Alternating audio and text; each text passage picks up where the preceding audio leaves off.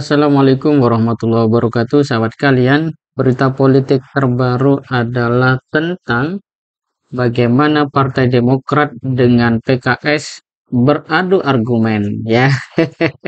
Tetapi ini bukan pada satu hal yang sifatnya tema politik, tetapi lebih kepada langkah mereka yang berbeda dengan Partai Demokrat yang sebelumnya adalah satu koalisi, yakni di dalam koalisi perubahan.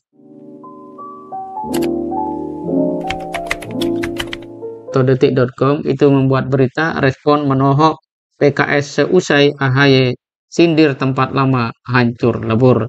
Judul ini sebenarnya nggak sesuai juga ya dengan konteks kontennya. Nanti kita bisa temukan.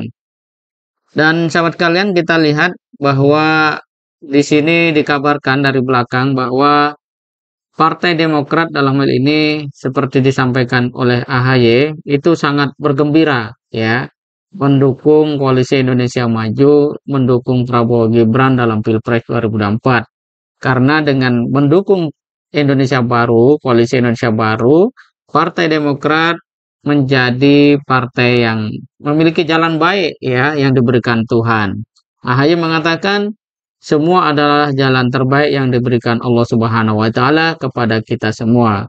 Banyak sekali hikmahnya, kata AHY dalam pidato buka puasa bersama Partai Demokrat di Hotel Four Seasons, Jakarta Selatan ya, Sabtu 23 Maret 2024. AHY kemudian mengatakan, sekali lagi kita bayangkan, coba kita masih di tempat yang lama, hancur lebur, betul? Kita tahu belum selesai, semua sudah ke sana kemari. Kalau kita di sana kemarin, kita ditinggalkan sendiri, yang lain sudah kemarin-kemarin. Karena kita tidak mudah menyatakan begitu-begitu. Betul kan? Ungkap AHY.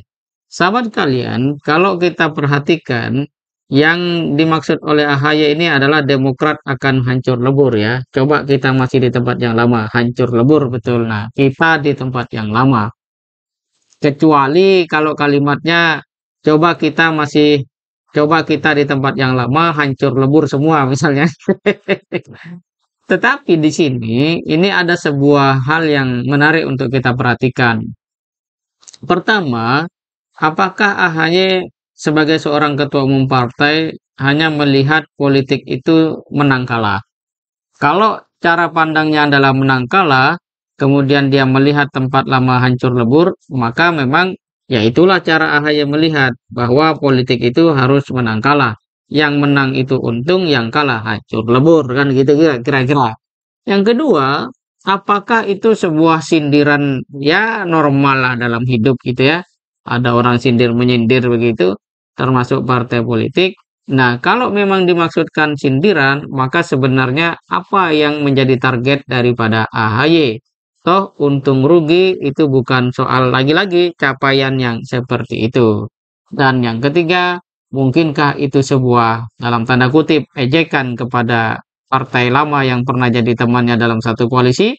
Tapi kemungkinan yang ketiga ini sangatlah kecil. Itu mungkin lebih karena memang ya AHY ingin menampilkan bahwa pilihannya masuk ke dalam koalisi Indonesia Maju itu tidak merugikan ya, alias untung, dan karena itu mereka Partai Demokrat harus bersemangat. Kira-kira begitu ya. Meski demikian, sahabat sekalian, Ketua Fraksi PKS DPR Jajuli Juwaini memberikan respon ya. Dia bilang pilihan koalisi itu hak partai politik sesuai dengan pertimbangan dan kenyamanan masing-masing.